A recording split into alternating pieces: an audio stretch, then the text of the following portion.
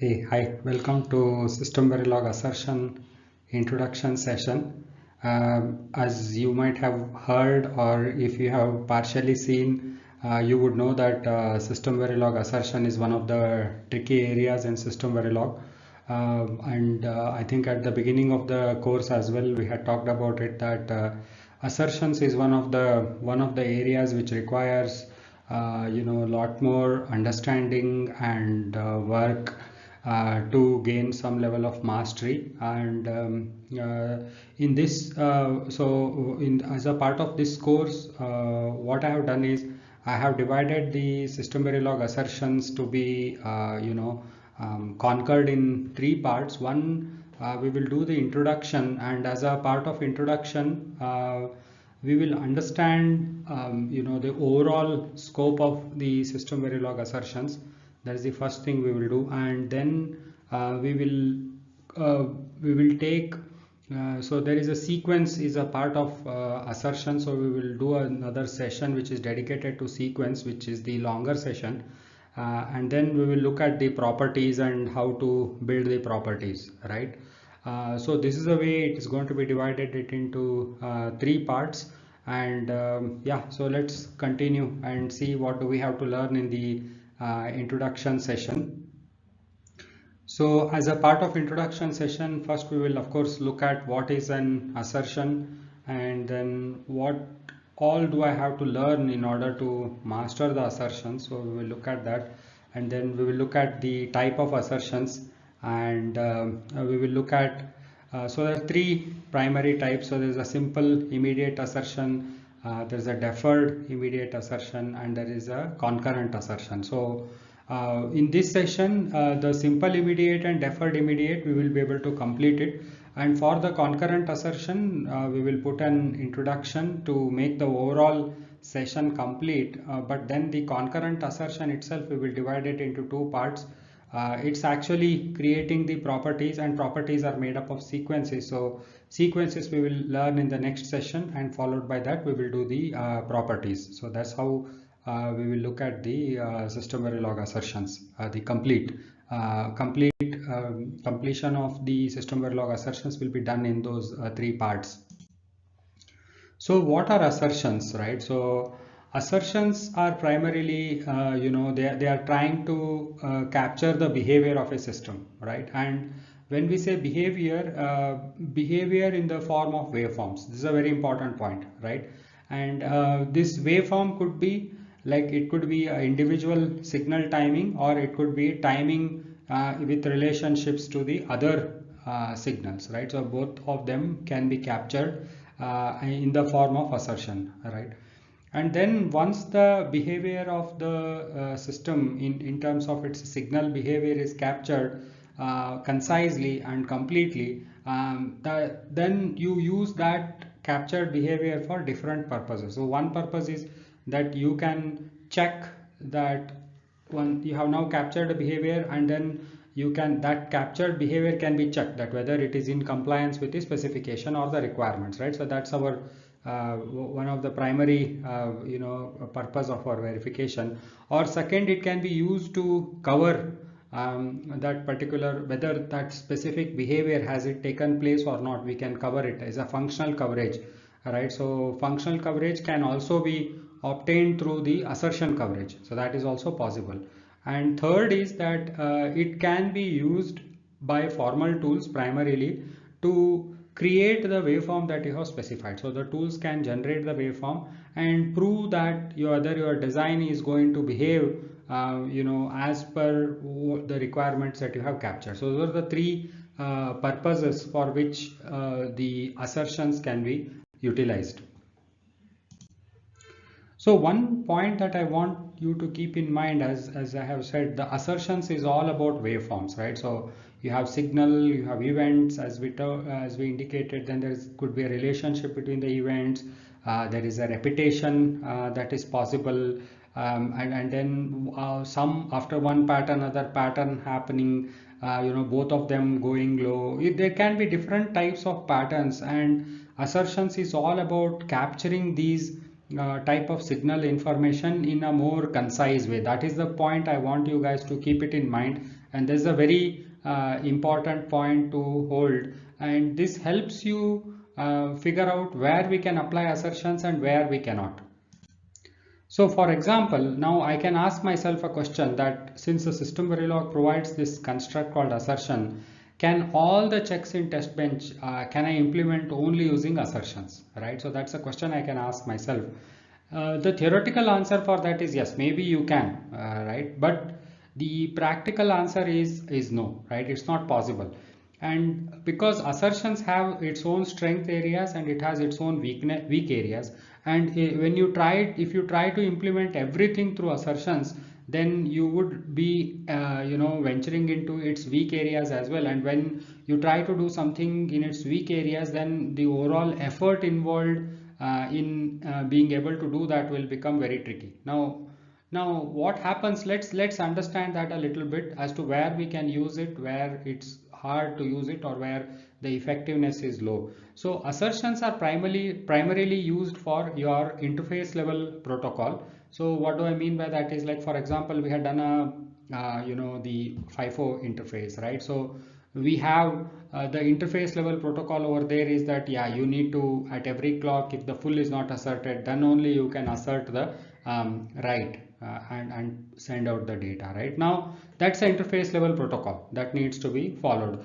Now if you want to do such checks at interface level, we can use the assertion, because that interface level protocol is all happening at the signal level, and hence we can utilize the assertion for that.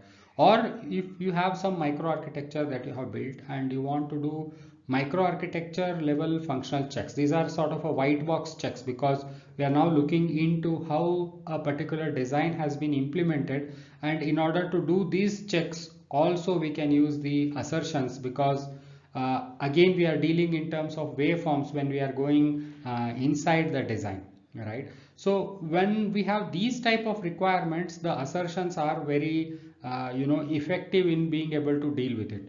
But if I have to implement an end-to-end check, right, now what happens is, if I have to implement an end-to-end check, then building that using assertion becomes very complicated. Okay, why that becomes complicated is that, as we know, we need a reference model to check the correctness of a design, right? And in order to use assertions, we have to talk the language of waveforms. This is very important, right? I can't talk a high level, a transaction level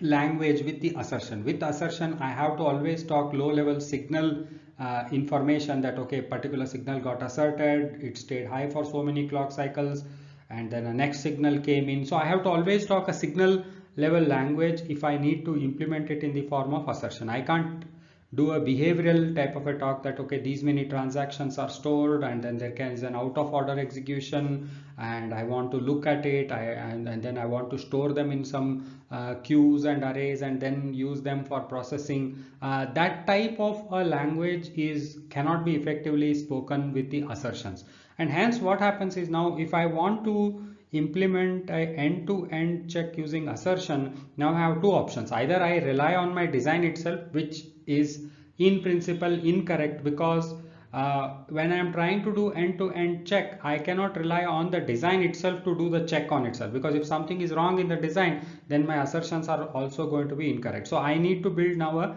reference model of a design, and that reference model of a design that I build has to look like an HDL, right? Not like an HVL model. It's not a high level behavioral model, but rather it has to be like a low level which is very similar to in the form of your real design, and that becomes like it is more complex, because now you are modeling a much more level of details of a design than you really need, and the more you model, the more code you write, the more buggy it can become, and hence sort of it defies the overall purpose of building the reference model, wherein you want the reference model to be relatively simpler compared to a design, so that the correctness can be ensured to an extent by construction, or it can be easily maintained and verified. The reference model itself can be easily maintained and verified, because it's smaller in size and it's a behavioral level rather than the detailed signal level. So that is where if you want to do end-to-end checks, supporting your assertions with the additional auxiliary logic becomes expensive. So that is where you typically tend to use the behavioral models and you do behavioral checks rather than using the assertions. And in a typical, in my experience, in the typical your simulation, dynamic simulation based verifications, about 70% of checks are generally you implement it in the form of behavioral. Like for example, your scoreboard, the way we implemented in the FIFO, it's not an assertion based scoreboard. Of course, for FIFO, we could have implemented assertion based scoreboard as well, but we generally for any complicated design, you implement a behavioral model, and only about 30%, which I talked about, either at a signal level protocol or if you are really implementing some microarchitecture level checks, then you utilize the assertions. So in the role of assertions in the dynamic simulation is slightly limited, but assertions are very extensively used in the formal or the static verification, and this is the area that is growing. So if you master assertion, then potentially you have the advantage that you can get into formal verification as well. So that is a one reason why you should pay attention, and although it's hard area to master, still it's worth mastering, not because it's completely going to be very useful. I mean, to the level of effort that you are going to put in and the level of value that you can extract in dynamic simulation based verification is limited, but it provides a bridge to formal verification, and hence you can say it's more valuable. And also assertion is a sort of brain teaser, so it will make you sharp. So that's another reason why you want to invest in learning assertions. Hey, before we jump into the details of assertions, what we will do is first we'll establish what does it mean to learn assertion, and what are the things that are involved, and how is it sort of like, what are the building blocks of it, and we will establish that scope, and then we will jump into the types of assertions and how do they work.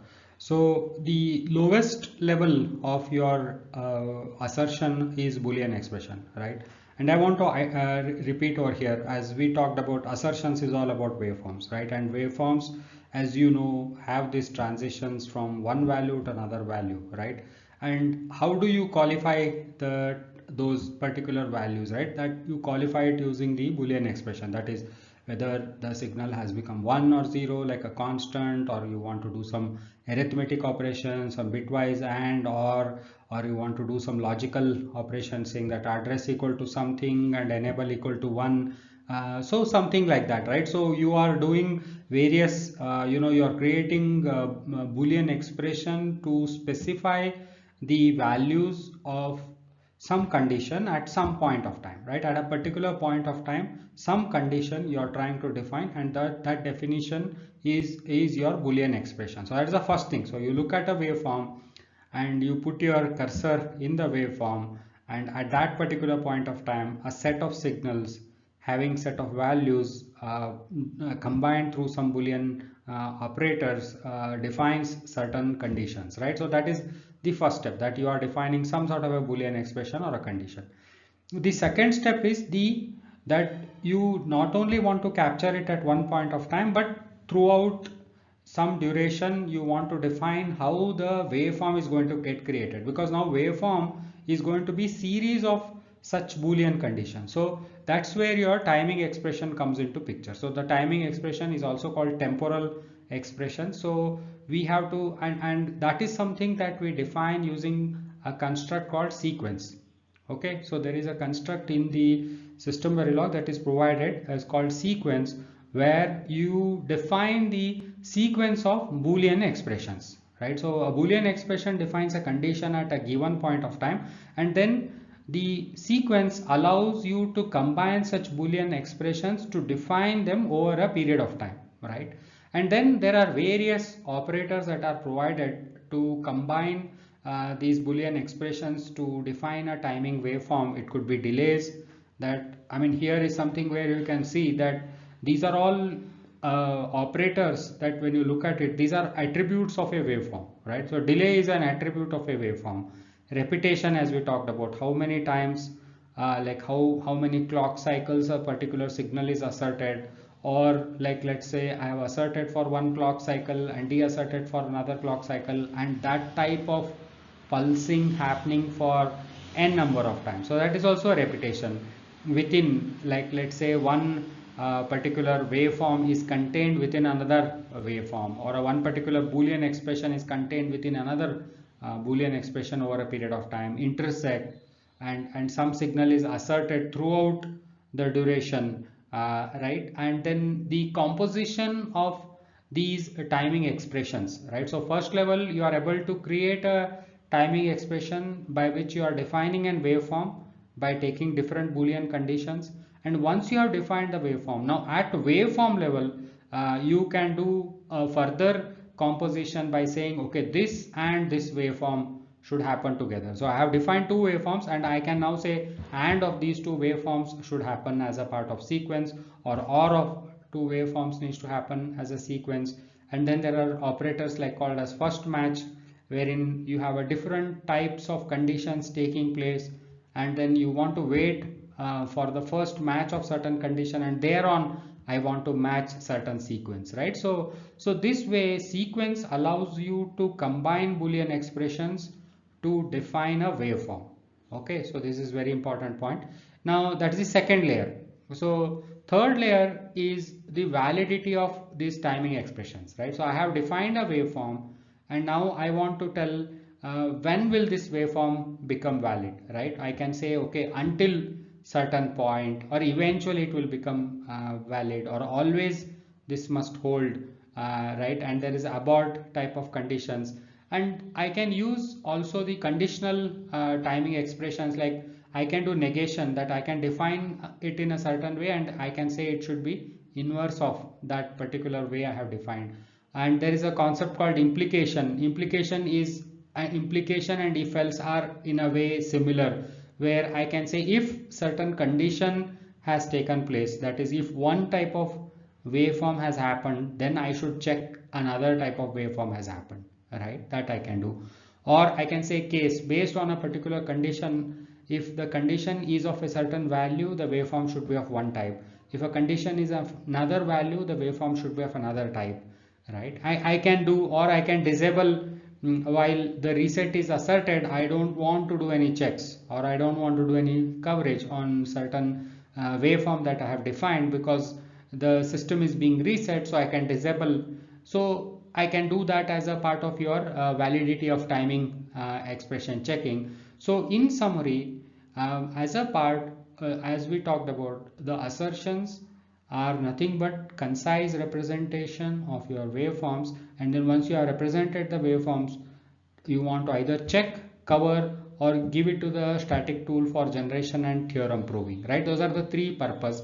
So you, at the lowest level, you have Boolean expression, that is if I put a cursor at a specific point in a waveform, what is the condition that is taking place, right? That condition I can create using constants, your arithmetic, bitwise, logical, any operator I can use, and I can create a Boolean condition. Then in the timing expressions, what I do is I create several of these Boolean expression. I combine several of these Boolean expressions with the timing operators like delays, repetitions, within, throughout. You can, the name itself gives you some level of an idea that it is defining some sort of a timing characteristics of the signal. And then once I have defined the waveforms, I can compose those waveforms to create even more complicated waveforms, saying this waveform and this waveform, they should happen together, or this waveform can happen, or this waveform can happen. I can do or. So I am able to do now the composition of the waveforms. Now once I have defined the waveforms using the timing expression, the third part of your assertion is that you can define validity, that when exactly is this waveform going to happen. Will it happen eventually? Will it happen always? Or will it happen after a certain condition? Or should this be disabled at a certain particular point of time? So you give the validity to the waveform that you have defined. So, and that is what is which happens as a part of you know, the constructs that are provided to which help you define the validity right now. So this is the base concept that is present when you deal with the assertion, and it's very important for you to understand this concept. If it is not clear, you listen to it again, and make sure that this is clear, because on this now everything will be built further. So we looked at what are the primary or the base contents of your SystemVerilog assertions, right? The primary things are, you have the Boolean expressions, remember that very clearly.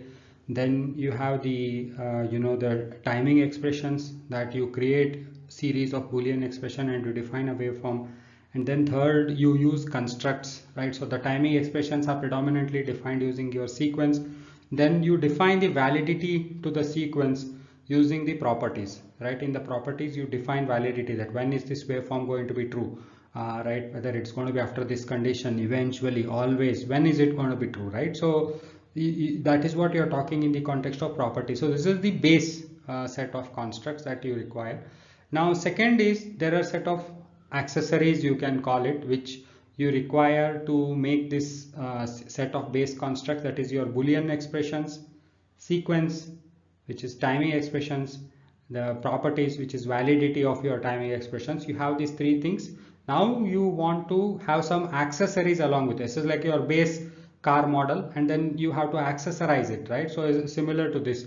So the accessories in case of SVA, right? As we said, this is your base. Now what are the accessories? This can be like a clocking, and I can check. So all the assertions have some sort of a clocking event, and the clocking event need not really be a clock. It could be any signal, and the events on that particular signals are used as a reference to sample the Boolean expressions that you define. So there you can do either a single clock, or you can also use multiple clocks in assertions. So both you can do. And then you can create a set of local variables within the sequences. That is, generally we talked about that at some interface level we are using the signal to do the checks. So those signal values you can sample, retain it, and use it for something else. So you can define local variables within the sequence, right? And then there is a recursions that is supported, and then there are sample value functions. Sample value functions means that you can do bit of a time travel, that you can say $past of something and get the value like 1 or n sampling clock before, with respect to your current sampling point. You can either go 1 to n cycles behind and get the value, right? And of course we briefly talked about disabling. And then you can define, when you're defining the timing expressions, like for example, if I have to say a particular request has been asserted and a grant is going to come, will it come within 3 clock cycles, which is a finite length, or I can say it will come by the end of simulation, right? It is infinite. Whenever the end of simulation may be, it will come by the end of the simulation. So I can define an infinite length timing expressions. And then with respect to assertions, there is a concept of threads that will come into picture. We will look into it when we go more deeper into the concurrent assertions. So what happens is, I have defined a single concurrent assertion, and that single concurrent assertion, how many times it is going to get invoked, right? And at any given point of time, will it be active with only one instance, or will it be active in multiple instances? So that is something that there are challenges, and there are nuances associated with that. So that is your that understanding is, sort of like accessorizing yourself, right? And then we can also pass arguments. The way we pass arguments to your tasks and functions, we can pass arguments to both the sequences which help you define timing expressions, as well as to the properties which help you provide the validity to the timing expressions that you have defined in the sequence. So you can pass arguments and use it, right? So these are the various additional auxiliary things that you need to know apart from the base set to understand the assertions to the next level. So this is the second level. So you took a car model which was a base, and then you accessorized it, and once you have accessorized it, now it is ready to use, right? So now how you can use it, maybe you are using it for self-driving, or you are renting the car to someone who can take it and pay you some money, or third, maybe your friend or your some relative is driving it. So there are different now usages, right? So I had taken my base SVA set, which was made up of Boolean expressions, then series of Boolean expressions to define waveforms, and then using sequence construct, and then using a property construct to define the validity to the waveform that I had defined, and then I accessorized it. Accessorized it is like dealing with real life situations, single clock, multi-clock, and then whatever the threads channels, the thread challenges, or I use a local variable construct. I passed certain parameters to make my sequence and property reusable. All that things I have done. Now this is ready, right? So my full thing is ready. Now how can I use this, right? So I can use this. I can use this in multiple ways, right? So I still need few more things so that I can package it and use it, right? So what are those?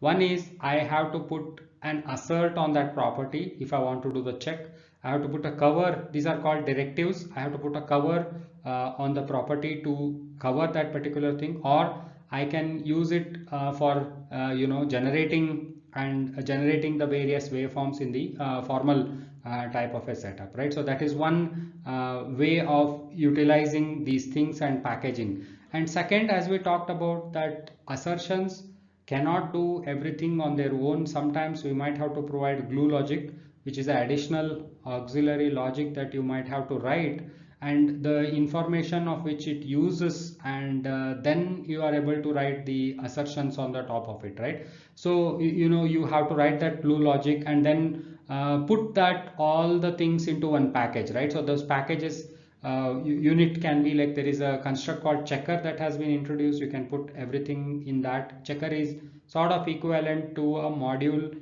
but a module where you can place assertions. So for all practical purpose, you can think of it like that, or you can put it in the module itself, or you can put it in your interface construct, or you can put it in your program construct. So in any one of these constructs, you can put all these declarations and their directives, that how you use it, whether you are checking, whether you are covering, whether you're using for generating waveforms, all of it, along with that auxiliary logic, you can put it in these units, either a checker, module, interface, or a program. You can put it in, and once you put it in, next what happens, you hook it up and then start running your tests, and things might fail.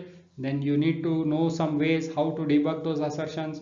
And if you are using the assertions means if you are using those properties for coverage, then you need to know how to look at the coverage reports.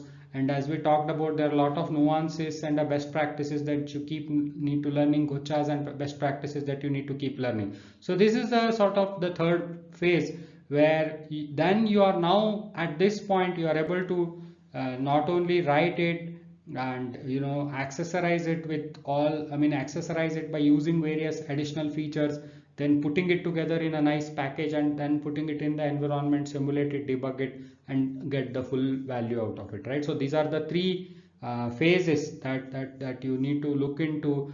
These are the three phases in which you need to look at learning the full SystemVerilog assertions.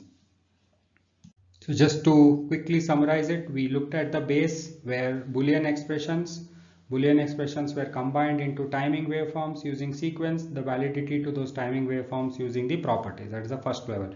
Second level, how do you kind of implement single clock, multi-clock, local variables, and the different sampling functions. So all the additional things that help you make the writing of assertion in the implementation, and they provide you some sort of utility, additional utility beyond your base. So that's your accessories. Third, you combine it with one of the directives, that whether you want to assert, cover, or you want it to use it for generating waveforms.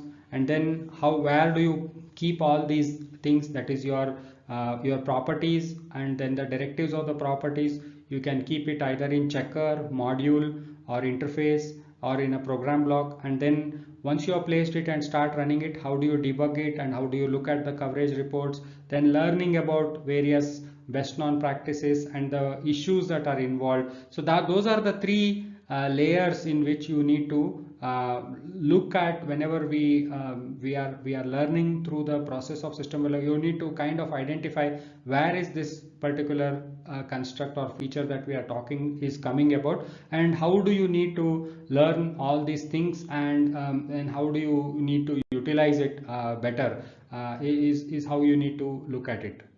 So one final view, or like the final summary before we jump into the real details. So at the bottom of your pyramid, which is far wider, you are going to really use Boolean expressions, which will finally result in true or false, right? And then specification of sequence of events using Boolean expressions, right? The series of Boolean expressions you are combining with the timing operators, and that is where you are defining the sequences. The third, the validity of the sequences, the behavior of sequences that you are capturing in the properties, right? The properties are going to give the validity, right? And third, just defining a property will not do anything, right? As if like we just defining a class is not going to do anything, we have to instance it. Similarly, just defining a property is not going to do anything, we have to combine it with one of the directives. It could be either assert, cover, or assume. It needs to be combined with the directives, and once you combine it with the directives, then you need to put all of these into one of the units to deploy it, right? That's your final packaging.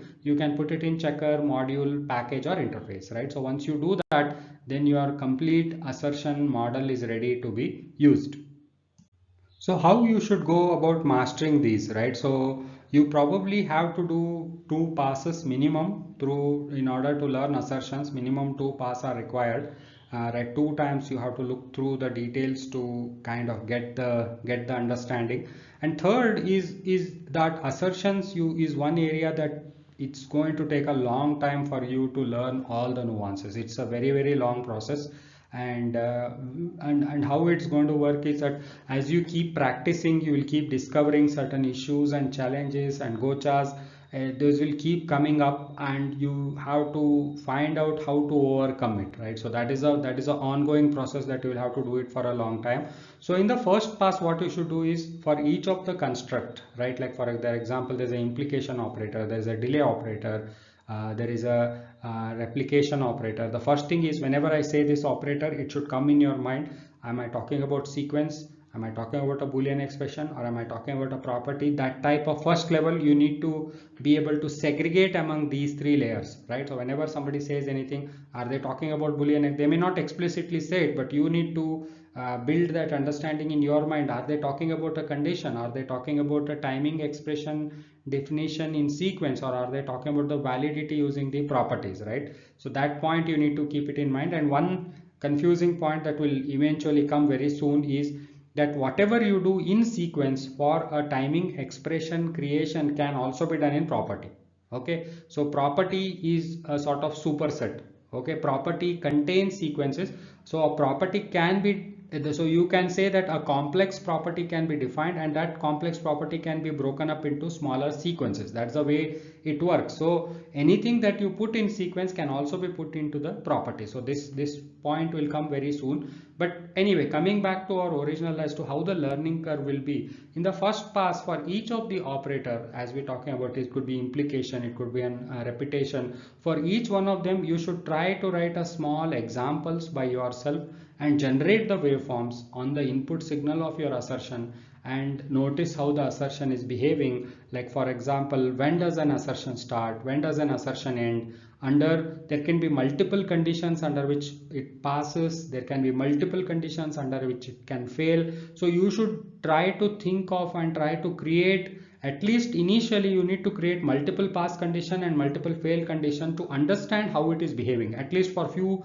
basic constructs. Especially like a delay construct is very important, repetition construct is very important, first match construct is very important. So for these basic constructs, you should create like a different type of input conditions, and then you should look at whether it is the response that it is giving out is as expected or not, and make sure it becomes clear in your mind. Okay, even very basic sequences that we define in assertion, they can be very confusing when you start off with. Okay, so you need to do that and see. So first level, take each of them, write some small examples by yourself and look at it. Of course, I'm going to show you various examples as a part of this course, but nothing like you doing those examples again by yourself and seeing it. That's very important.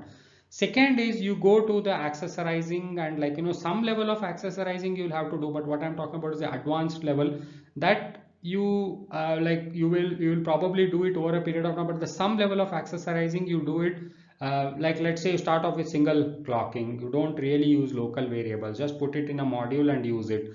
That's what I'm talking about. So use it for a small project. Like for example, whatever the counter project that we have done and the FIFO project we have done, we have not used assertions a lot in those cases, because this is an area by itself, so we have left it. So what we will do is we'll put the assertions part of those projects back into the same code. So you can use that for a simple real life project and look at it. That's the second level, right? Use it for that small project and make sure that you got it. So individual construct, you are tested independent of any project, and then you are putting everything together and putting it into that particular project and see how it is working. So that is the second level, right? And third level is the nuances that I talked about, that there are going to be cases where it's not going to behave as you expected it, that it is going to behave, and then you will keep discovering various tricks and workarounds that it exists, is a part of it. Okay, since now somebody could ask that, you know, why do I need to worry about like tricks and workarounds? Because it's so widely deployed and so widely useful that there is you tolerate some level of difficulties, right? So that is why you will, because so many people are using it and in so many projects it is deployed, so we cannot complain about it. So rather what you do is you figure out how to overcome those nuances, and then those are some things that I am not going to be teaching you all of them. That is something, it's a learning process that you will have to discover as you progress in your career journey. Okay, so let's take an example of an assertion to understand what they are capable of doing. And as we know, in verification, we start everything with a requirement. So here is our requirement. Our requirement is that for each request, the acknowledgement must show up within 1 to 3 clock cycles. So what that means is, so this is the first clock cycle, this is the second clock cycle, this is the third clock cycles, right? So in the third clock cycle, I'm seeing a request being asserted. So what my requirement is, the acknowledgement after the request has been asserted must show up either in fourth clock cycle or a fifth clock cycle or a sixth clock cycle. If it shows up in any one of them, we are good. If it doesn't show up within the sixth clock cycle, then on the seventh clock cycle, I want to say that, hey, you know, or like at the end of the sixth clock cycle, I want to say that the requirement has not been met, and we flag the error, right? That is what we want to do. So that is the check that we want to do. And in the absence of assertion, it's not that we couldn't have implemented the check, right? We could have still implemented the check. And I'm repeating one more factor, that assertions are helpful about the signal level checks, right? So how we would have implemented this signal level check using the behavioral check was that I would have said, okay, always at the posage request of request. So this is another point to notice over here. Is this something that you will notice even when we build the assertion? The clocking event or the sampling event need not always be a clock. It can be any signal. Now, because we are writing a behavioral code, we are not synthesizing a flop with a different clock. That's a point you need to keep in mind. You don't want to do this in RTL, because then your total number of clocks is going to bloat. But here we are doing a behavioral code, and you can use anything as long as it makes sense. Okay, so at posage of clock of request, then what we do is we start synchronizing it to the next clock cycle, and then we start monitoring the ACK. All right, so what are we trying to do? We are doing a fork over here, and we have two threads within the fork, and we are doing the join. So in the first thread, what we are trying to do is we are going to say repeat for 3 clock cycles of posage of clock, and if this block still remains active, and then what we do is we disable wait for ACK, that is this another thread. You begin, and we have given the label over here, and once you disable this one, it completes. So if this particular block completes, the 3 clocks have been completed, we disable this thread, and once we disable this thread, we come out, right, and then the join takes place. Or we could, let's say that within this repeat completes, I am able to see a passage of ACK, and then I'm going to disable the cycle counter. So again, both of the threads will join. But if, let's say that within 3 clock cycle the ACK doesn't show up, then what we are doing here, we are saying assertion is failed, and we are coming out, right? So this is how we could have implemented the requirement that we had. We could have checked the requirement using the behavioral code. Right now you can see that it is so many lines of code, right? But if we were to implement the same using the concurrent assertion, right, how we would implement, right? So we have we will use an property first. So, and I'm saying this property, the validity of this property, I'm going to check at this sampling passage of clock, and the request is a 1-bit signal, so it's a Boolean expression because a request can evaluate to true or false, right? So I'm saying request, and then I'm using this is called an implication operator. Don't worry too much about it, but pay attention to the fact that this entire block of code that you are seeing is represented by this small block of code. That's the point that you need to observe. So there's an implication operator, which means that if request happened, then the acknowledgement must happen. This is a delay operator. Double hash or a double pound is a delay operator. So you would have noticed a single pound, we use it for a regular delay.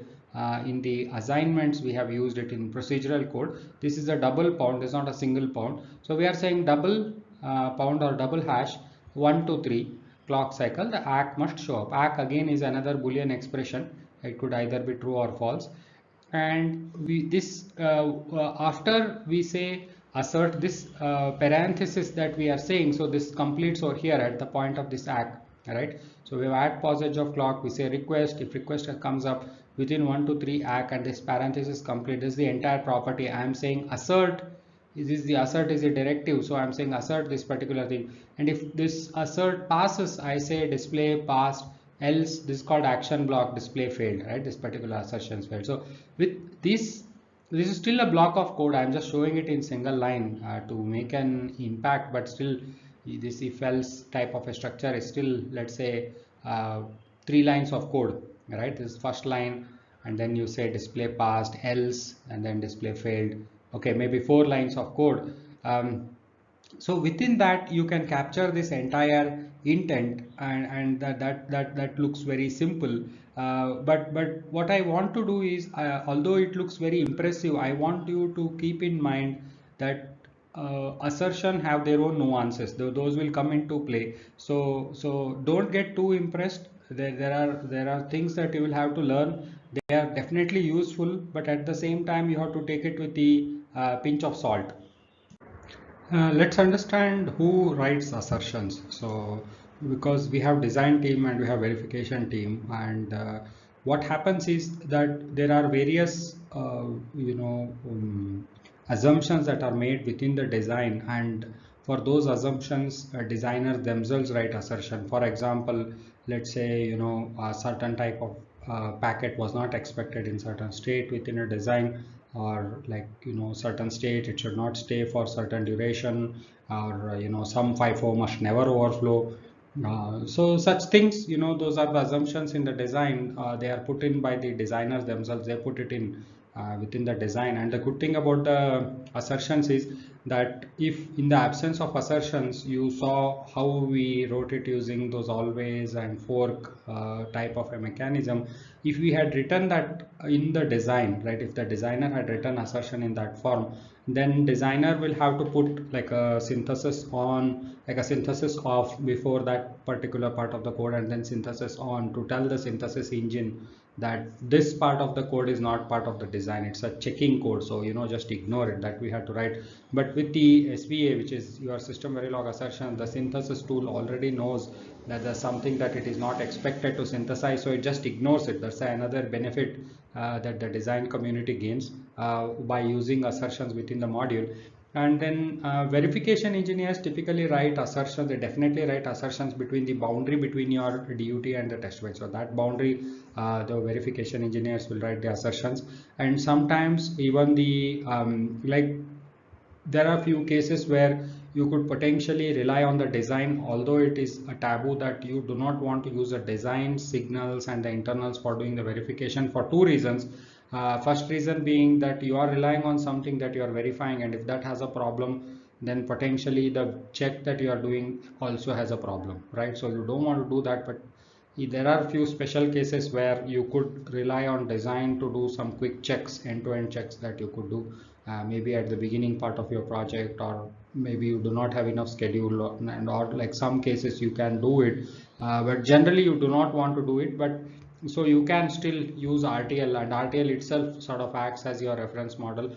And then you could be doing for certain microarchitecture level checks, the design team may want the verification team to implement the checks. There could be some standard FSM that the design team is implementing, for which they might request verification team to do the assertion. So in those cases also, the assertions can be written by the verification team.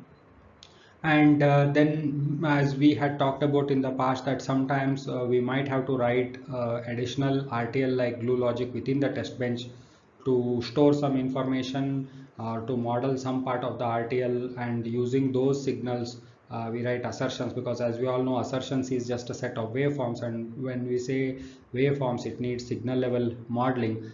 So those might have to written additionally along with the assertions. So typically, in summary, the assertions within the design are generally done by the design team, and then interface level assertions, which is between the design and the test bench, is a responsibility of verification team. So verification team definitely writes assertions over there. Apart from that, some microarchitecture elements which are standard, it could be a standard FSM, or few areas where the design team wants the verification team to write assertions. Those are some things that the verification team themselves can write assertions. So that's the division as to who writes the assertions.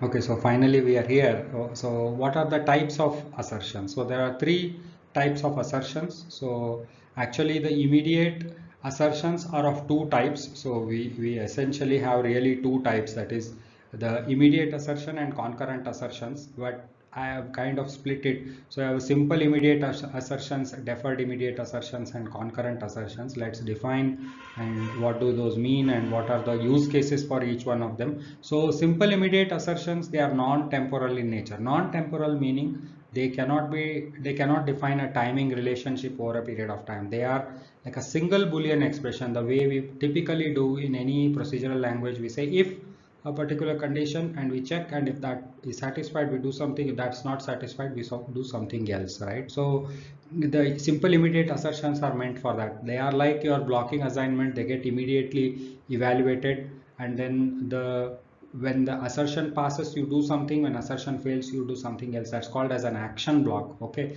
so the action block also gets immediately executed, and then it can be layered with Boolean expressions, and you can also actually do some of the properties also. You can use it in the form of the immediate assertions, but it is what you can use inside that is limited. You can't do a temporal type of a check with the immediate assertions. When we look at some of the examples it will become more clear, but just keep it in mind that they are kind of similar to blocking assignment. The check happens immediately and you execute the action block, and predominantly you focus on Boolean expressions, and then you use the property directives primarily. That's the part you use to do the check, that is assert, cover, or assume type of things is what you use. And then there is a deferred immediate assertion. So there is one limitation that exists with the immediate assertion. So with the simple immediate assertions, I should make it more specific. So the simple immediate assertion, what happens is, since they execute like a blocking, they execute in an active region, there are cases where there is something called like a transient glitches. Okay, we will look with the example of what does that transient glitch mean, and because of that there can be a false trigger of assertion failures that can happen when you check certain things with a simple immediate assertion. So in order to solve that, you have the deferred immediate assertions, and deferred immediate assertions in a way are sort of, I mean, not an exact correlation, but think of it like a non-blocking, right? So they execute in the they execute after the NBA. So in the way we do it in NBA, right, the concept of NBA from the scheduling semantics, if you have understood, in NBA you in one time region you do the evaluation of the RHS side, and in the another time region you go do the assignment, right? So in the active region you do the evaluation, and the assignment you do it in the NBA region. So similarly, with the deferred assertion, what happens is that you evaluate, because of those transient glitches, you evaluate multiple times, push all the results on a queue, but only the last one you actually execute the action block when that particular time step closes. So this way what happens is those transient things that led to multiple triggering of the assertion, they will not result in false failure, right? So all of them are accumulated, only last one of them is really sent for the final action block to decide whether it has passed or failed. So it's mainly helping you solve the scheduling semantics based whatever the limitations that we have. It is helping you solve that. That's where the deferred immediate assertions are used. So I think when we look at an example, it will become more clear. The third type of assertion is a concurrent assertion. So concurrent assertions is, as we have seen the classic definition that we saw for the like what does it mean to learn assertion is all related to your concurrent assertion. So concurrent assertion is temporal in nature compared to your immediate assertions, which immediate means immediate, right? That is asserting one particular, immediately you can only do one value, right? Is only when the temporal comes is when like series of values you are checking. Series of values is not immediate, right? So it's a series of values.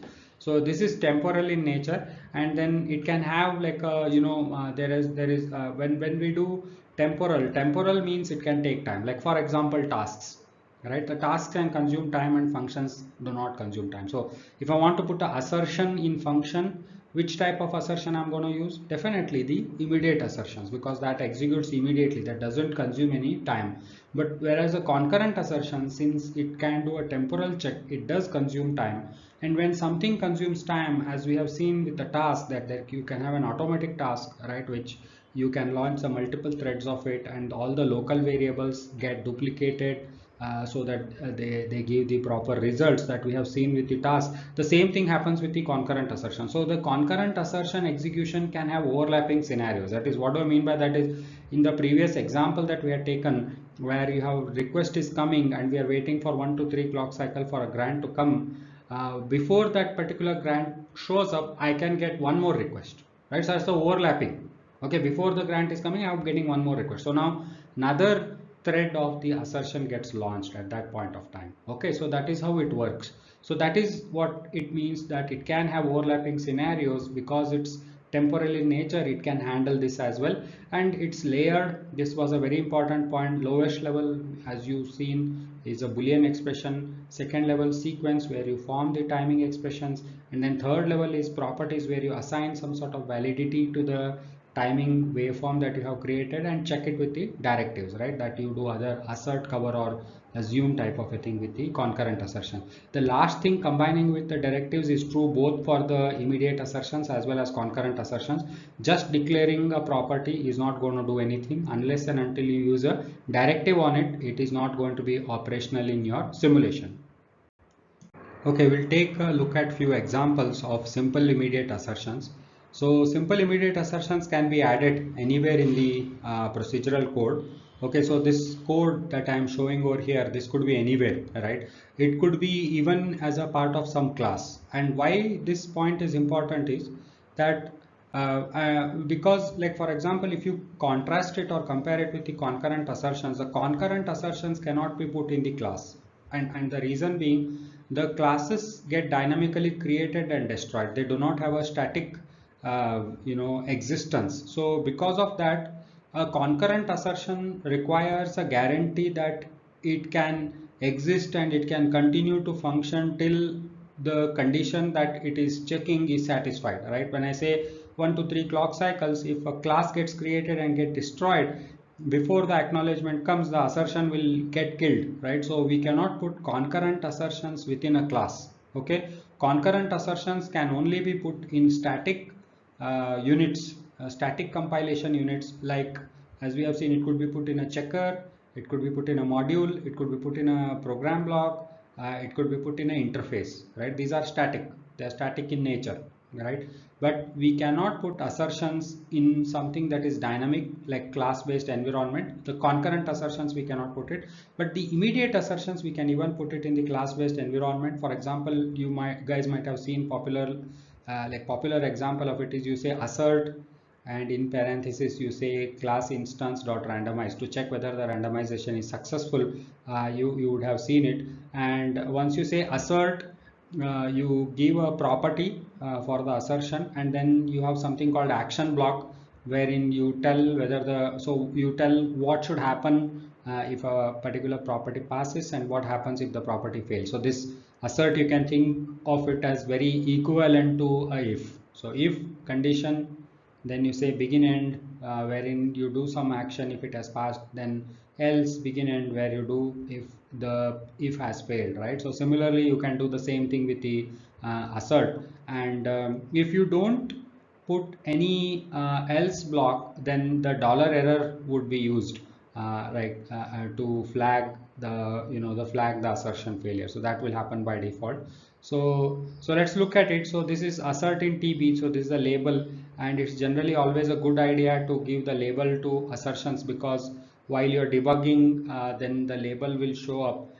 If you don't give those labels, then the simulator can potentially give some name, and those names could be very cryptic. So you wouldn't know where exactly it has failed or what is the intent of that particular assertions. You may not that may not be evident directly from the log. So if you give a proper label, then it becomes simple. So here I can say tb assert transaction.randomize, the randomize being the built-in function of the class, and it will return false if the randomization fails due to constraint inconsistencies, and then the assert will fail, and I'll come to know.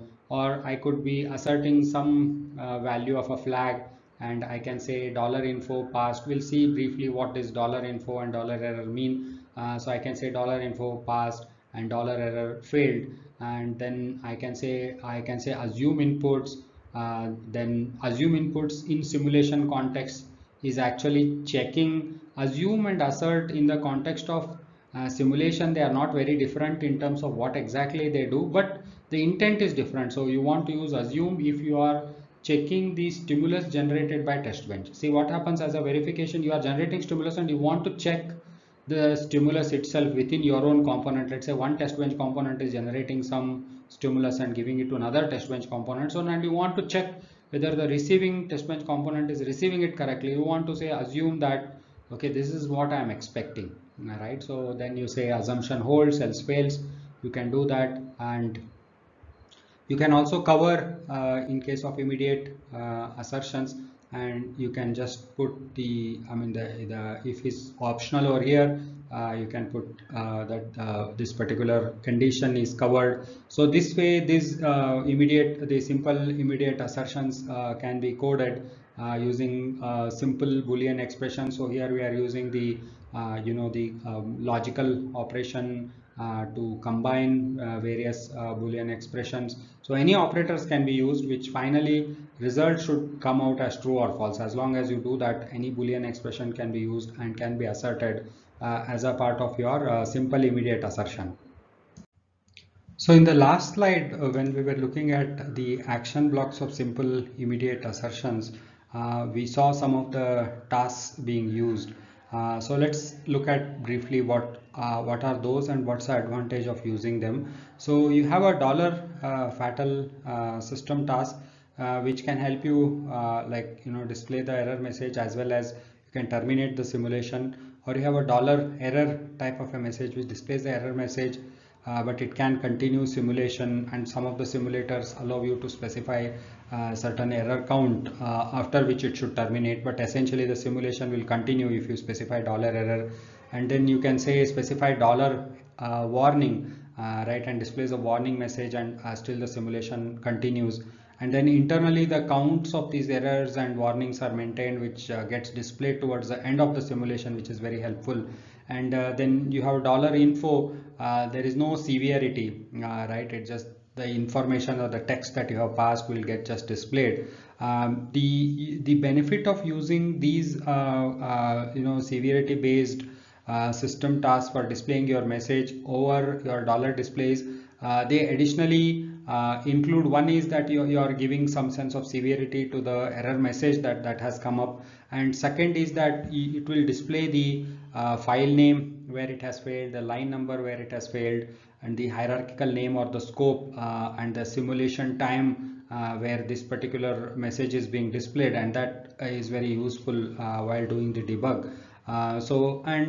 The another point is that in the action blocks that we saw, wherein I said that your simple immediate assert, when I say assert, is equivalent to if, and I'm just checking a Boolean expression over here, then what I can do is I can always check that that I can do anything over here in this action block. I can do a lot of things. So I can say I can increment a particular counter, or I can trigger some event, right, or I can set some flag. So the point that I want to make is that it is not restricted to calling only these the error or the fatal type of messages, but you can do some other functionality that can be done in typically any procedural code. You can do that over here, including you can call other the functions, you can call other tasks that you can call in this particular action block. It's possible. So let's understand what are deferred immediate assertions. So the deferred immediate assertions, they are sometimes also called as only deferred assertions. And the main reason why we want to use deferred assertion is the cases where a particular signal changes multiple times within a clock tick, right? So we had, if you remember in the scheduling semantics, we had seen various regions that execute every time a clock event takes place.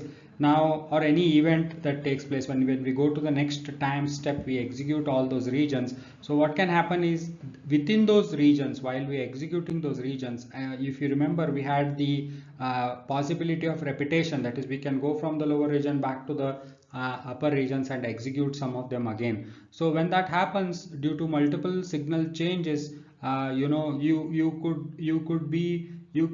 could within a zero time, right, that there is no time change, but in one time when the code executed, the output value was set to, let's say, 1, and another time when the same block executes, the output value was set to 0. Now this 1 to 0 change happened within the 0 time, right? There's a 0, the simulation time has not progressed, but the value of variable has changed. And this type of change is essentially a zero time, is also called a zero delay glitch, right? Zero width glitch.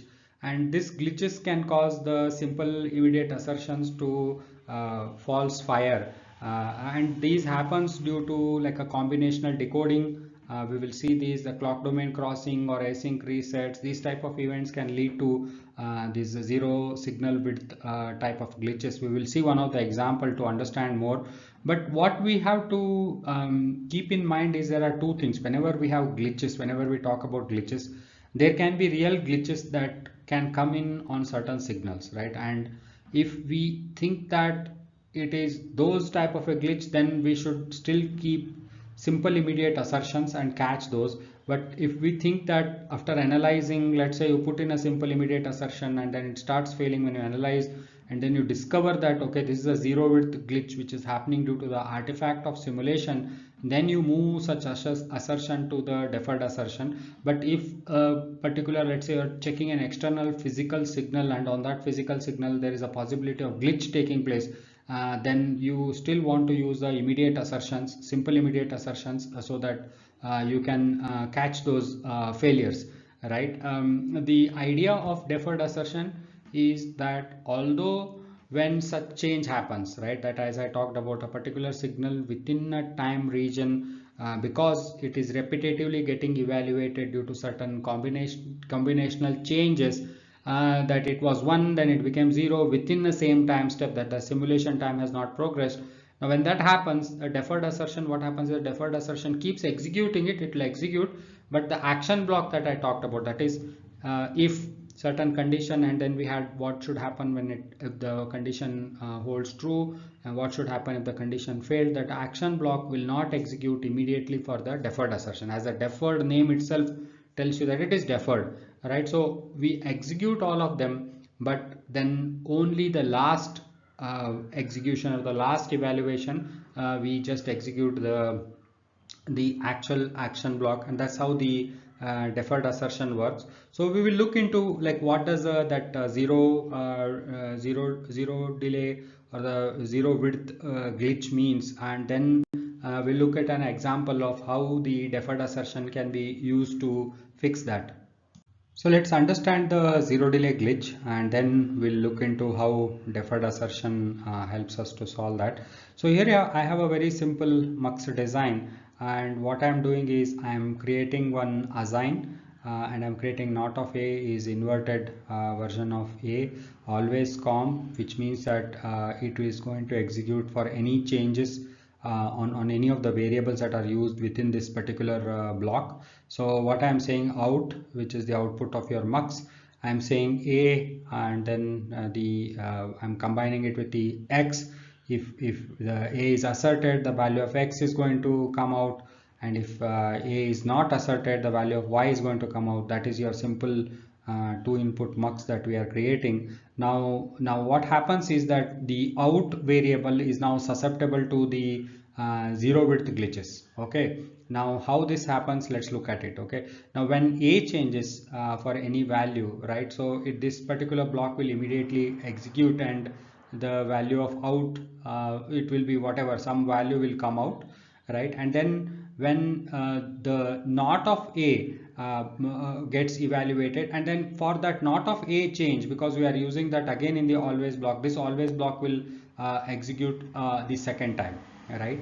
And so this way what will happen is this always block will execute two times, and then what can happen is that if I, let's say, implemented this particular assertion to check the functionality of mux, where I'm saying assert out should be value of X when A is asserted and a value of Y, then what can happen is the first time when the A changed, right, so I immediately executed without taking the not of A into consideration. So I could have an incorrect value in the out, because we have not taken the not of A into consideration yet, right? So because of that, now A1 can fail.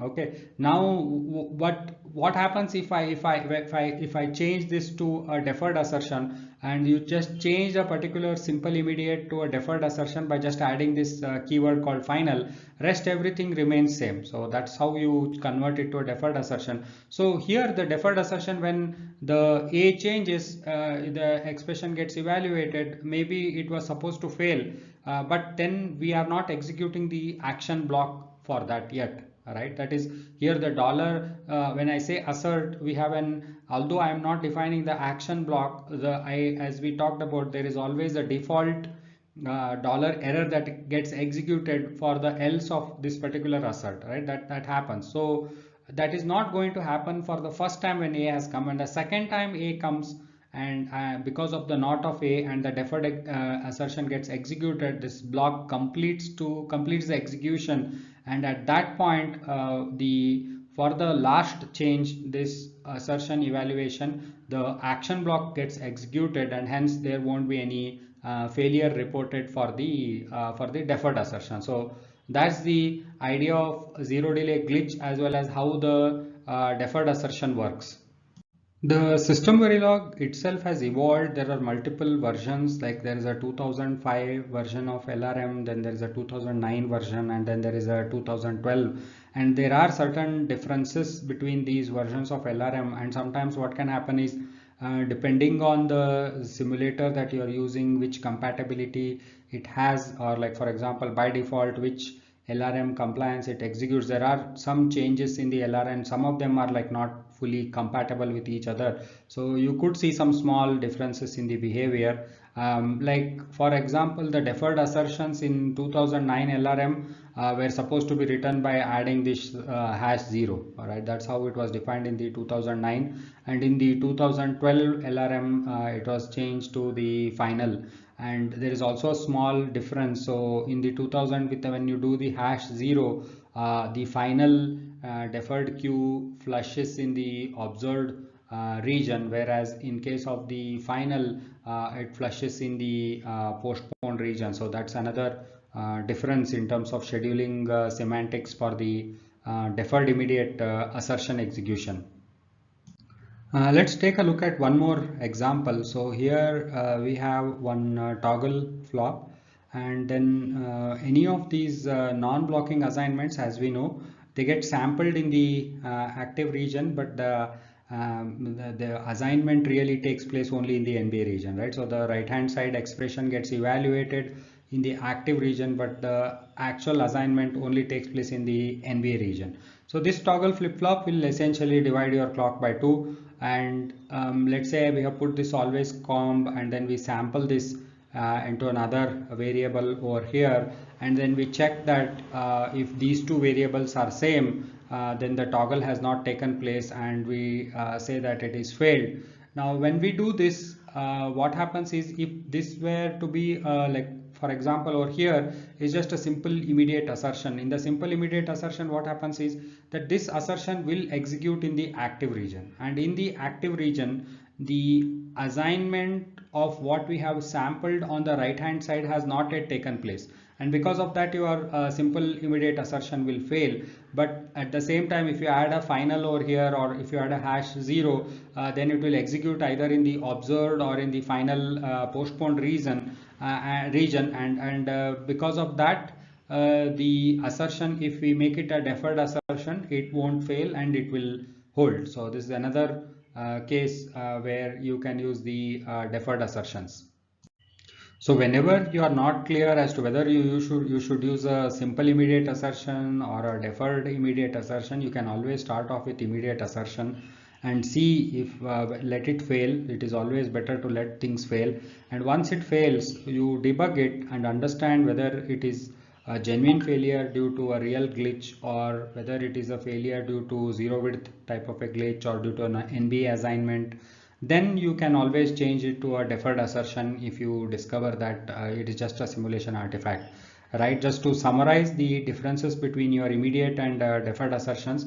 So your immediate assertion executes and reports along with the procedural code wherever that it executes, right, does the immediate checking as the name suggests, right, and then the non-zero delay glitches which can affect a design, you should catch it using the immediate assertion. The non-zero but a very short, which are less than a clock, right, so you kind of catch them using immediate assertion. There you should not use deferred assertion and mask them. Then these can only be part of your procedural code, and they can have begin end in their action block. And begin end means there can be multiple statements that can be present within the action block for the simple immediate assertions, whereas deferred assertions, they execute where they are placed, but the reporting is done only in the observed or the postponed region, depending on whether you are using the #0 model of 2009 LRM, or you are using the final type of a model from 2012 LRM. And you should use deferred assertion to avoid, right, whereas you should use immediate assertions for checking a non-zero real glitches that can come into the design, can affect. You use the immediate assertion, and there are zero delay glitches that we talked about, which gets created due to the combinatorial blocks being evaluated multiple times, right. So those are zero delay, and that they can relate to false failures for the immediate assertions. There you can use the deferred assertions. Deferred assertions can also be placed anywhere, either inside or outside. You can actually place deferred assertion outside your procedural code, similar to the concurrent assertions. That is possible with the deferred assertions. And one of the constraint of the deferred assertion is that action block has to be like a single subroutine call. You can't place multiple statements within the begin end. And the way you do it for the simple immediate, you can't do it for the deferred assertions, and it has to be a single subroutine call. That's what is required for the deferred assertions. So we'll understand what are concurrent assertions. So we have completed the immediate assertions, both the simple as well as deferred. Now we'll look at briefly an introduction as to what are the concurrent assertions and how they are different from your immediate assertions. So you can just think, it's not a very exact analogy, but a simple correlation just to remember things, that your immediate assertions are like, combinational logic, that they happen immediately at that point of time, right? Your combinational logic output is always based on the values that are present at the input, right? So that's what is the immediate assertion. Immediate is like a combinatorial in nature, and concurrent assertions are sequential, because sequential has some sort of a state information. So so any type of a sequential logic based checks, that when you want to do how the sequential logic has behaved, you have to use the concurrent assertions. And as we have already pointed out, your immediate assertions, both the simple as well as deferred, can be placed in a procedural code, including even the classes they can be placed, but your concurrent assertions cannot be placed in the dynamic word. They have to be placed in the static compilation unit, like it can be checker, module, interface, or a program, right? It has to be always placed over there. And the concurrent assertions, they are evaluated on a sampling point. Every sampling point that you have defined, you can define the sampling point, what should be the sampling condition that can be defined, and your concurrent assertion gets evaluated on every sampling point. Typically, this sampling signal or a sampling point is a clock signal, but it need not be a clock signal. It can be any other signal, because always remember, we are not synthesizing an assertion, so you can use any signal. We are not synthesizing behavioral code in verification, so you can use any signal as a tick event, and it is fine as long as you understand the intent of it. It is fine to do that. So you can use any signal as a clocking event or a sampling signal for the assertions.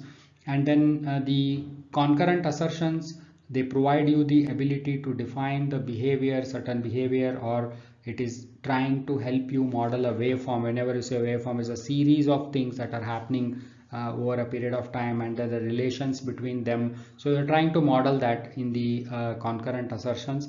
And concurrent assertions are made up of these several layers. So you can have an optional auxiliary or a helper HDL logic that might be required for a complex assertions. It's an optional thing. It's not for every assertion that you need it. But in certain cases, if the type of information that you need is not directly available within the interface level signals, then you will have to accumulate it and then use it. Like for example, even in a simple FIFO, if I have to really do a ordering check, if I want to do the ordering check within the assertion instead of doing it in a behavioral scoreboard, then I need to store the data, the order in which it has come in, all that I might have to do it using the additional HDL logic, right? So then that logic I can use it within the assertion. And second thing is that you create the sequences, right? And the sequences you create by using the Boolean expressions and by combining them with the timing operators to define the behavior over a period of time. And then you use properties to define you use properties on the top of sequences to provide the validity to them, that as to when that particular sequence has to happen. Should this particular sequence happen after this particular condition, or it should be always active? So you can define those using the properties.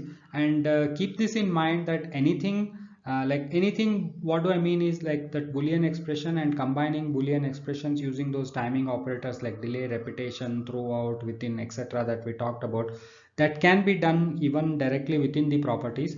But the reason for providing the sequence construct is so that you can break up this complex timing properties into much smaller things and use them and combine them and use them within the properties, so that the one is that you are able to reuse things across properties. Any timing waveform or the timing relationship or certain temporal behavior that you have described in the form of a sequence can be used across different properties, so thereby you are getting some level of reuse.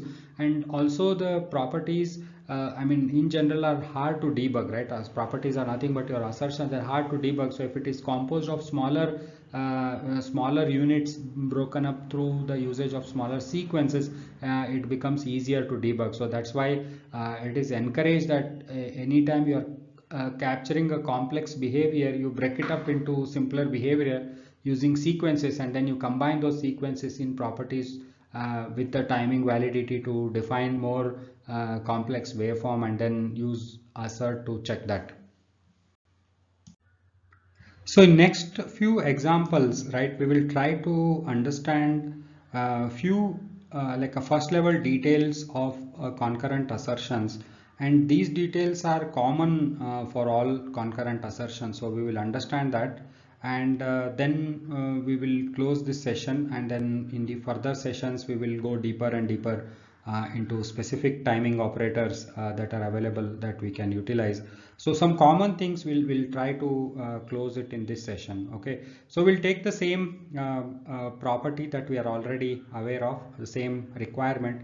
At a request shows up and this double pond 1 to 3, this is a delay operator, says between 1 to 3 clock cycle grant is expected to show up, and this is our property, and then we are giving a label to the property. This is a structure in which we use the directives colon, then we use either assert, cover, or assume. So here we are using assert property, the name of property, which is your request and grant, and then we have an action block. If it has passed, we display pass, else we display failed, and then we are using this sampled system task, and we are displaying the values of request and grant. So let's understand what's happening over here.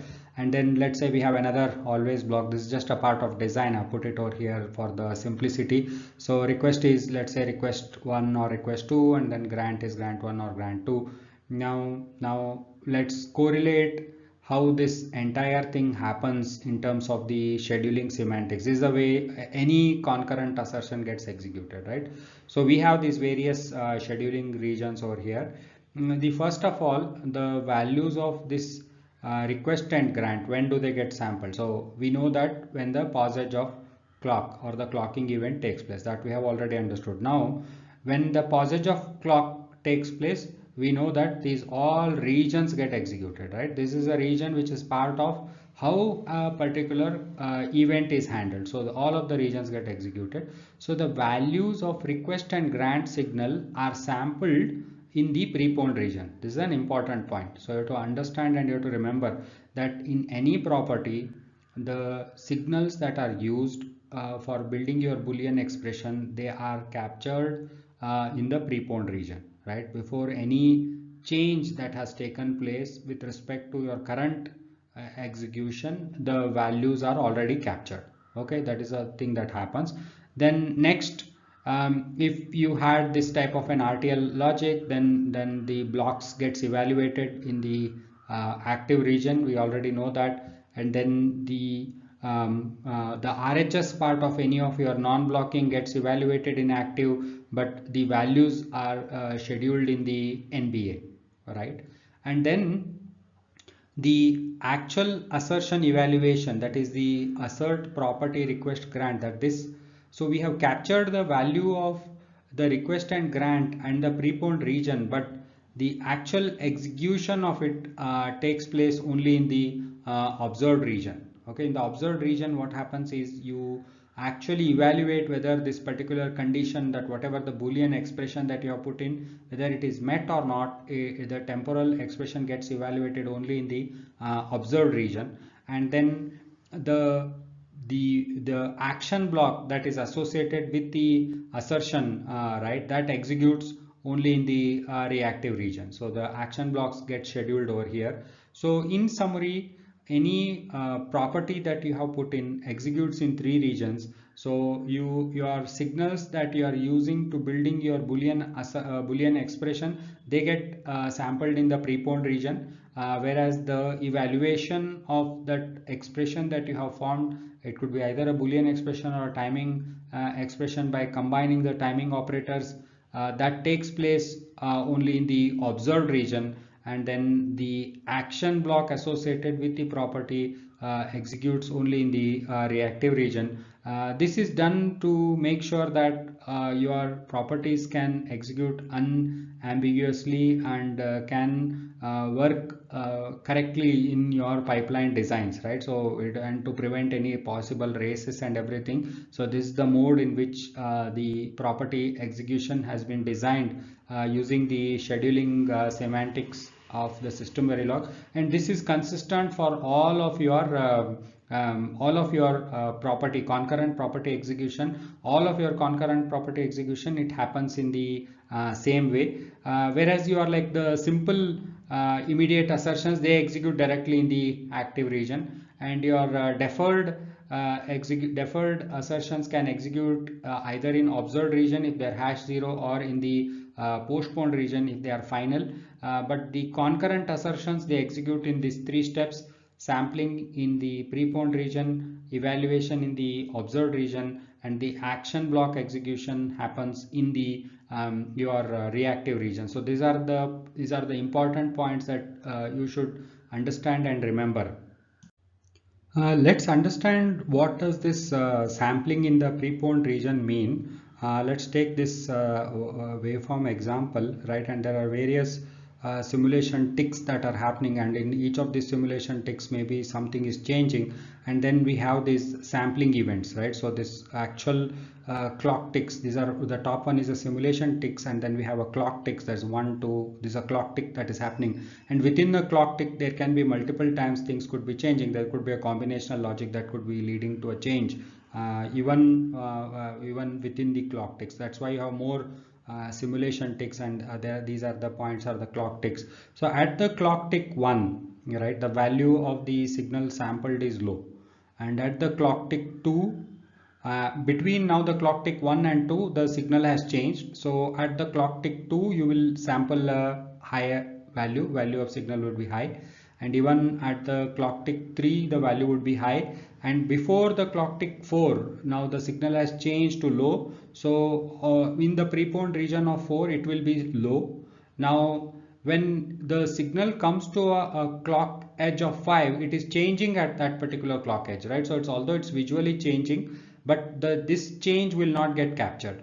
It will capture the value low, and only in the, so on the clock tick 5 the value of the signal will still be low, and only in the clock tick 6 will this signal high gets captured. So that is how the sampling in the preponed region works. Let's do a small change to the problem so that we can compose this entire property using a sequence and show how to build properties using sequence. Just a small complexity we will add. So along with request, so let's consider that unless a start trigger comes, this sequence between the request and grant is not valid. That is, the cycle of request and grant should start only after a start is asserted. So let's add that as an additional requirement, and the rest of the problem definition remains same. And if this is a new requirement, then how do you write the assertion for this?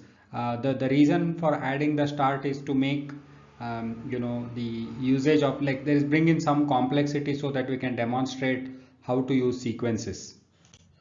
Okay, so the overall solution will look something like this. So we are declaring a sequence, okay, and sequence is where we combine the Boolean expressions to form temporal expression, right? So timing waveform we are creating. So here we are saying request. So if you remember, compared to the previous one where we were writing the property, so we were using an implication operator. That is, we were saying request, then this type of an implication operator, and then we were saying 1 to 3 of grant. And here we are not using any implication operator. We are just creating a timing waveform. The implication operator is an operator that belongs to property. It doesn't work in the sequence because this provides the validity to a sequence, which is your timing waveform, right? But that cannot be used within the sequence. So here we are defining a sequence as request grant, and then I am saying request followed by 1 to 3 of grant. Now when I don't use an implication operator over here, what is the difference? This is a very interesting difference.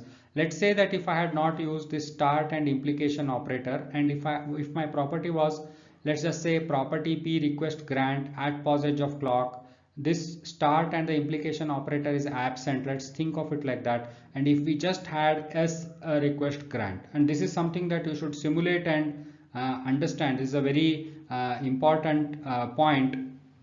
What would have happened is that let me give you a scenario that if request doesn't show up on a one particular clock cycle, right, then will that property pass or fail?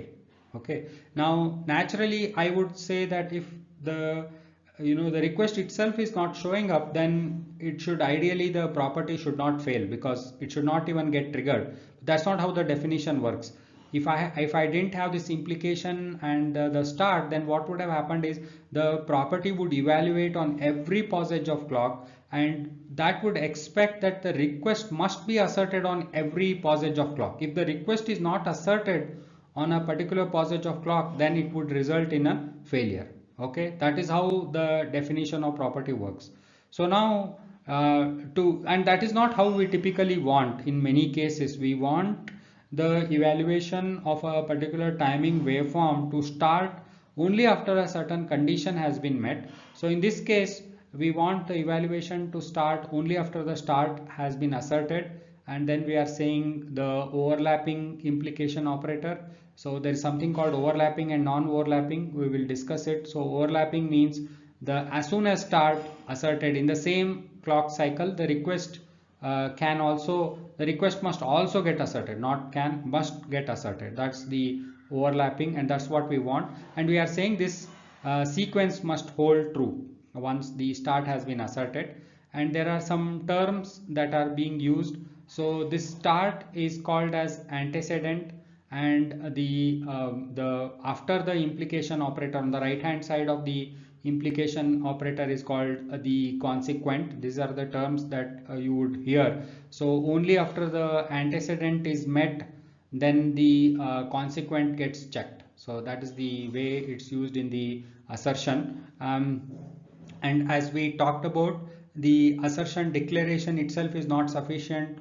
We need to combine it with the directive, and then this whole part is what we call it as the action block. So this is how you can create a complete example, that you have defined a sequence and you have defined a property, and you are giving now the validity to this particular timing sequence, saying that only after the start trigger comes is when the validity of this sequence needs to be checked. And then we have introduced you to these two terms, and then you need to call assert on the property, and then you need to define the action block. And the way this sampled works is that if we had not defined the sampled, then the value of this request and grant would have printed from the reactive region. So because now we are using the sampled, it will really print the values from your preponed region. And sometimes debugging, unless you use the sampled, it can cause a confusion, because evaluation is taking place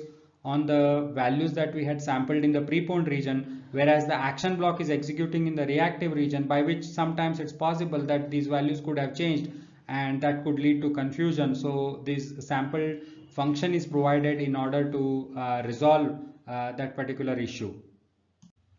Okay, so we will now see how this property actually executes in the in the simulation for a different type of inputs. So in this first input, what's happening is we have a start, and immediately the request is asserted, and on the immediate next clock cycle we are seeing the grant. So this is the one input scenario. So what happens is the simulators do show another, like when you add the property itself can be added into your waves window, and it will show how long the property is active, and if at a particular point a property fails, then you will be able to see a red color mark, and that is a point where the property is failed. So those we can observe in the waveforms, and it's very useful.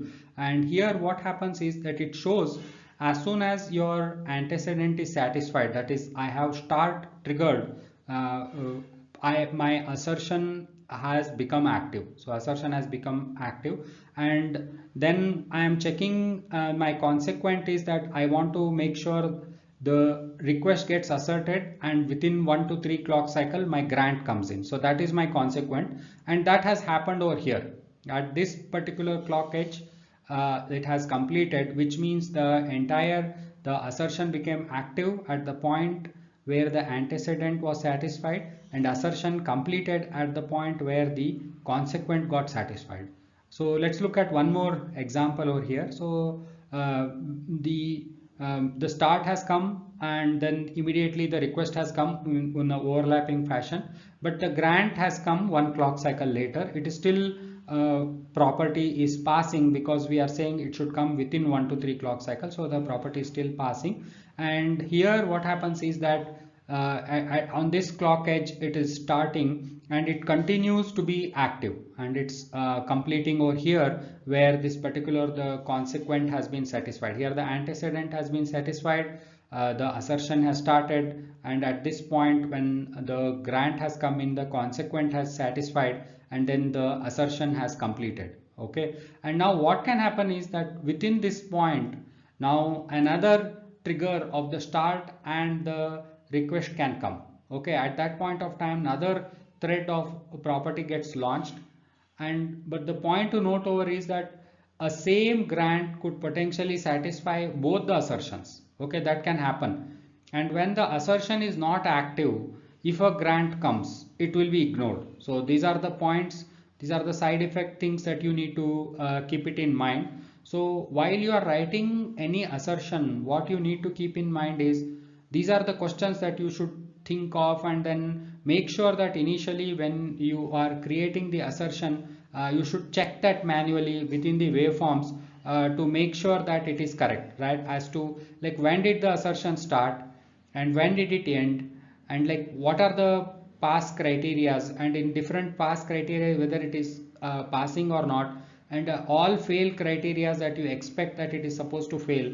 And then as we talked about, there are like a straightforward versus hidden cases. These are the very straightforward cases we saw, but there are hidden cases. For example, like if it starts another time, that's not very clearly called out, right? So and then like for example, the hidden case is that even if it started multiple times, a same one grant could satisfy all of those properties and they will end execution. That will not really check that if the request got asserted 3 times, right, whether the grant also got asserted 3 times. This, the way we have expressed the property, it is not going to check that. Okay, if you want that, the property has to be coded in a different way. So that's a hidden thing that happens.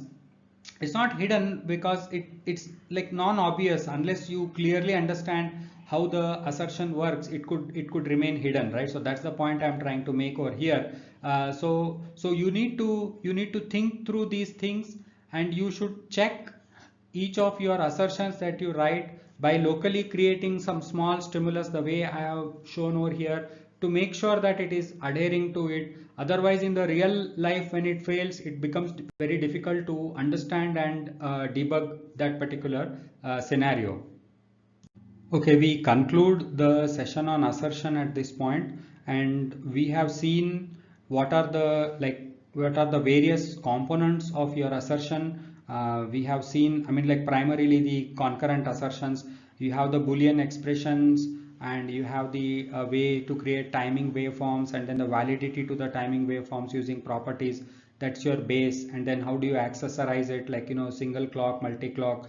Of course, we haven't seen the like a local variables and various accessories. We have not seen. We have seen few of them which are required in simple use cases. We have seen the directives, different directives that we need to use. That's your third layer. How do you package it, right? We have seen the usage of directives, and then we have, for now, like most of the assertion examples that we showed you, they were just put in a particular module, but how can you use that module, and how can you bind those modules? How can you like we have also shown some assertions that can be put in even in the class, and then but there is more to it. We will see as we progress further.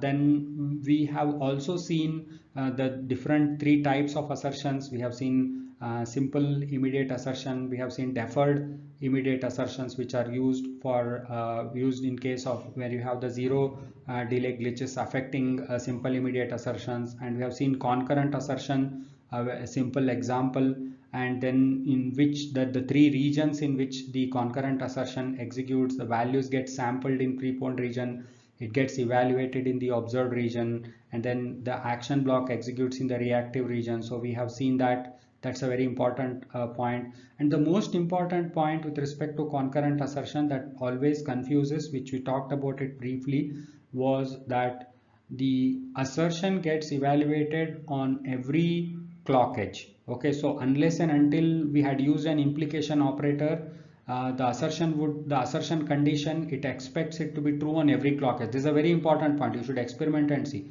And then when we use the implication operator, the assertion will be now treated in 2 parts. There is the antecedent and there is a consequent. So the antecedent is the thing that happens on the left hand side of your implication operator, and the consequent is the one that happens on the right hand side. So when you use implication operator, which is the operator of property, not the operator of your sequence, what happens is only after the antecedent is satisfied, then you start evaluation of your consequent. But while you are waiting for the consequent to be met, your property can be triggered multiple times if your antecedent condition happens multiple times, but unless you take care, a single consequent can satisfy all the threads. Okay, these are few important points.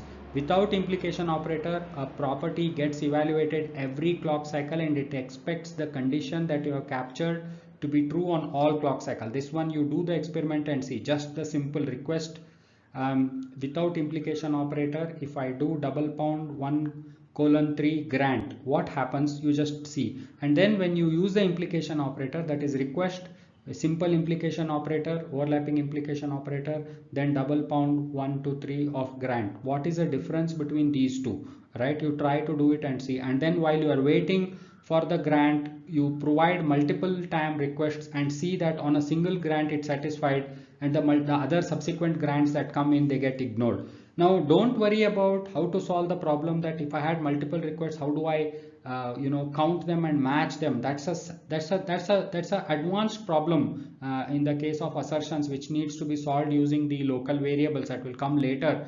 But do these basic things and run some small sims and make sure that this concept of like how it gets attempted and how it gets satisfied, and then how the multi-threaded nature of assertion works for the concurrent, get the clarity on that. In the next session we will cover, next two sessions we will cover the different operators to create the sequences to form the properties, and then subsequently how the more complex properties itself can be written using those sequences will be another session, and there we will go much deeper into each of the operators. But the fundamental concepts that we have learned about assertions, especially the concurrent assertion execution, as to which region it executes, how it gets attempted, and how the implication operator affects the execution, these concepts hold true for all the sequences that we are going to talk in the next few sessions. So make sure that the content of this introductory session is absolutely clear. If these concepts are not clear, then the subsequent operators that we introduce, they is not useful to, you are not going to understand that. So make sure that this session's content are completely crystal clear to you. Some of the operators in the subsequent section, if they are not clear, it's fine. Okay, but what is we have discussed in this session, it has to be fully clear. The delay operator especially, and how this executes, it has to be fully clear. And you write some small examples, generate some small waveforms and see, and then only after this is completely clear you go to the next sessions. Okay, yeah, thank you very much.